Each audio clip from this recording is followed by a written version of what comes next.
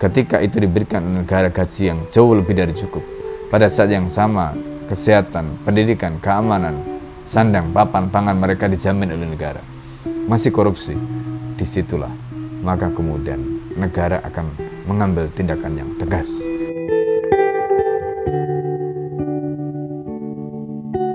Assalamualaikum warahmatullahi wabarakatuh. Alhamdulillah, salatu ala rasulillah wa ala alihi wa sahbihi wa mawalah, la khawla wa la quwwata illa billah. Para pemirsa Khilafah Channel yang dimuliakan Allah Subhanahu wa ta'ala, berbicara tentang korupsi dan karut-marut penyelesaian korupsi di negeri ini, khususnya setelah munculnya undang-undang KPK yang membonsai peranan atau fungsi dari KPK, yang kemudian memicu protes yang masif dari kalangan mahasiswa. Perlu kita ketahui bahwa sesungguhnya masalah korupsi di dalam pandangan Islam adalah masalah yang dilihat sebagai satu kejahatan, dan kejahatan ini muncul karena sistem. Artinya bukan merupakan kejahatan yang berdiri sendiri. Oleh karena itu, Islam memandang persoalan korupsi ini tidak semata-mata persoalan yang berdiri sendiri, tetapi persoalan yang dilihat dalam kacamata sistem. Perlu kita ketahui, ketika para ulama bicara tentang korupsi, korupsi di dalam bahasa Arab sering diistilahkan atau diterjemahkan dengan istilah ikhtilas atau al-fasad al-mali. Ada sebagian yang menganggap korupsi ini sama dengan sarikoh, pencurian, tapi sebagian ulama yang lain tidak memasukkan ikhtilas atau al-fasad al-mali ini dalam kategori sarikoh. Kenapa? Karena sarikoh itu adalah kejahatan, sarikoh atau pencurian itu adalah tindakan kriminal yang hadnya itu sudah diatur di dalam ketentuan nas. Sebagaimana firman Allah di dalam Al-Quran, wassariku wassarikatu faqta'u aydihuma. Pencuri laki-laki dan pencuri perempuan maka potonglah tangan keduanya. Di sana juga ada ketentuan bagaimana sarikoh itu. Misalnya kapan sarikoh boleh dipotong pencurinya, kapan tidak. Seperti dalam hadis Nabi SAW, Rasulullah membuat batasan, laqat'a fi maja'atin mutter, tidak boleh potong tangan itu diberlakukan dalam kondisi maja'ah, kelaparan, mutter yang terpaksa.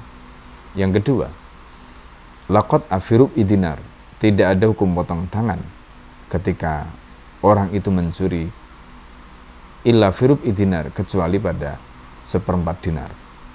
Dan begitu juga ketika orang itu mencuri barang yang dicuri tidak disimpan di tempat penyimpanan yang semestinya, termasuk juga kasus pencurian, misalnya mencuri kain kafan, apakah itu termasuk dalam kategori sarikoh? Itu yang dalam bahasa fikih disebut dengan nabas. Jawabannya tidak. Ini adalah ketentuan-ketentuan yang disebutkan oleh para fuqaha terkait dengan penerapan hadus sarikoh. Berdasarkan ketentuan seperti itu, maka mereka tidak memasukkan ikhtilas atau al-fasad al-mali dalam kategori sarikoh, dan karena itu pelaku korupsi tidak bisa diberlakukan hadus sarikoh. Meski begitu, tidak berarti korupsi ini bukan kejahatan. Korupsi tetap merupakan kriminal. Korupsi merupakan jarimah. Dan persoalan tidak dimasukkannya ikhtilas atau al-fasad al-mali dalam kategori hadus sarikoh, ini adalah persoalan yang terkait dengan masuk dan tidaknya di dalam ketentuan nas.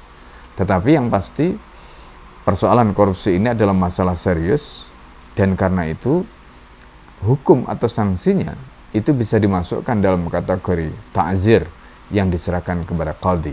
Bagaimana qadhi memutuskan apakah kemudian diberlakukan seperti hukum potong tangan ataukah bahkan sampai pada level dibunuh, itu semuanya kembali kepada kejahatan korupsi yang dilaksanakan dan kembali kepada kebijakan qadhi yang menghukumi kasus korupsi tadi.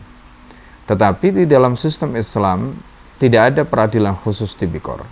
Di dalam sistem Islam yang ada peradilan itu hanya ada 3. Yang pertama adalah qadhi atau qadha khusumah, peradilan biasa yang di situ melibatkan sengketa, ada mudda'i, ada mudda'aleh, orang yang dituduh dan yang menuduh. Kemudian butuh ruang persidangan, ada bayinah di situ, pembuktian di situ. Ini yang disebut dengan qadha khusumah. Kemudian yang kedua adalah peradilan yang terkait dengan kejahatan yang dilakukan oleh aparatur negara kepada rakyat, yang kemudian disebut dengan qadha madzalim, di mana qadhi madzalim ini berbeda dengan qadhi khusumat.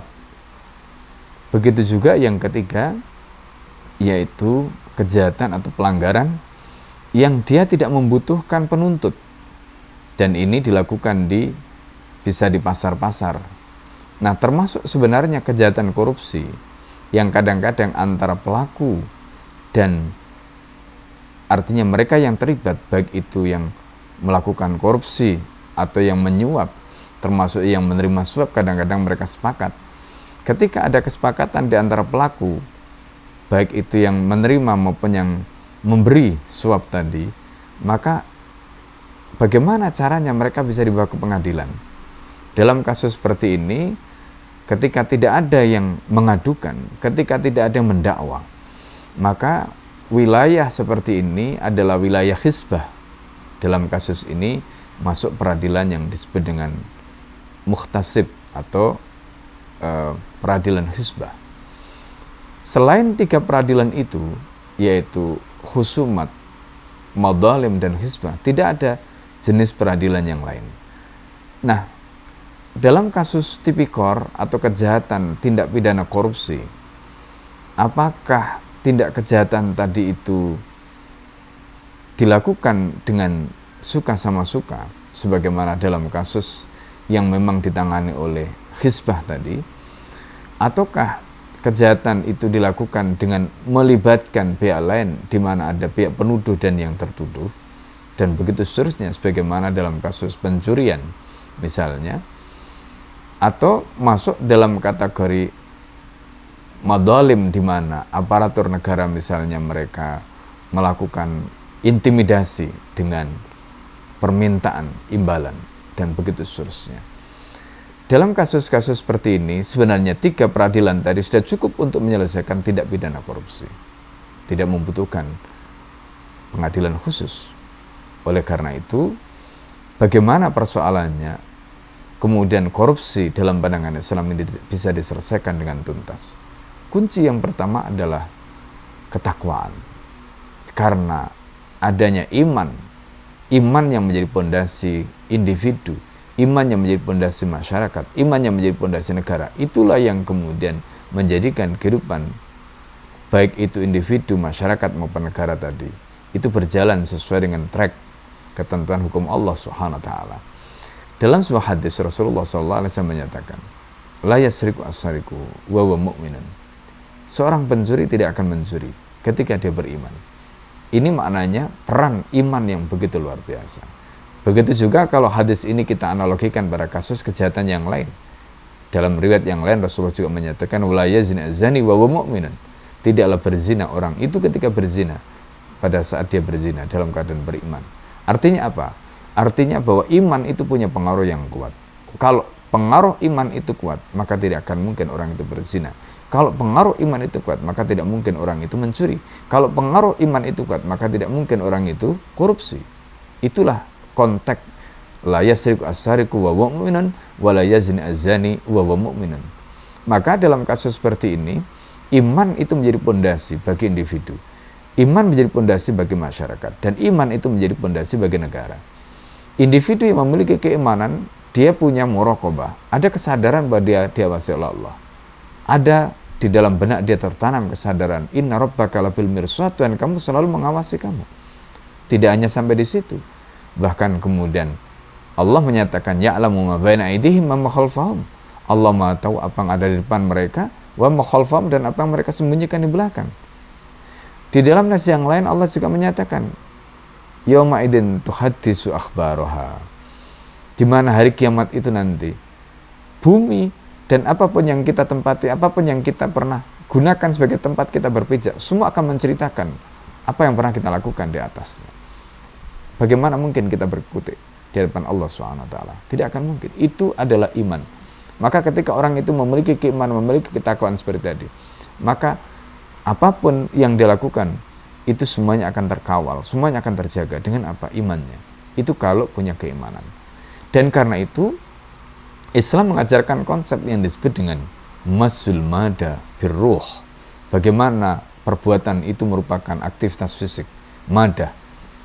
Tapi aktivitas fisik ini lahir dari keimanan, lahir dari kesadaran idroksila billah, bahwa kita ini punya hubungan dengan Allah, diawasi oleh Allah, dikontrol Allah. Apapun yang kita lakukan akan kita pertanggungjawabkan di hadapan Allah Subhanahu wa taala. Ketika iman seperti itu ada di tengah masyarakat, maka masyarakat tadi adalah masyarakat Islami. Kenapa? Karena pemikirannya. Kenapa? Karena perasaannya. Kenapa? Karena sistemnya dibangun dengan Islam.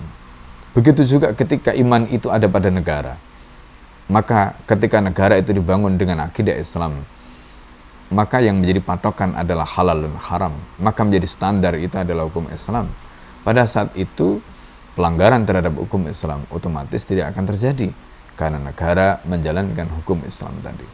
Nah, dalam konteks ini, kalau tiga pilar itu ada, ketakwaan individu, kontrol masyarakat, dan penerapan sistem Islam oleh negara, maka potensi orang untuk melakukan tindak pidana korupsi itu sangat kecil. Ketika dia mau melakukan itu, ada pengawasan, baik itu oleh masyarakat, maupun adanya hizbah. Dan hizbah itu oleh para fuqaha juga diartikan sebagai al-amru bil ma'ruf wan nahyi 'anil munkar, amar ma'ruf dan nahi munkar. Dan itu sebagaimana disebutkan di dalam Al-Qur'an, wa tawassaw bil haqqi wa tawassaw bis sabri, dan hendaknya kamu saling mengingatkan dalam kesabaran, mengingatkan dalam kebenaran. Ini konsekuensi ketika masyarakat itu dibangun dengan dasar Islam. Dan ketika itu ada, dan kemudian ada kesadaran bersama-sama, maka tindakan kejahatan itu akan bisa dicegah. Pencegahan yang muncul karena keimanan, pencegahan yang muncul karena adanya kesadaran bahwa konsekuensi dari kejahatan itu bukan hanya sekedar diketahui ataukah tidak pada saat di dunia, tetapi ada konsekuensi sampai di akhirat.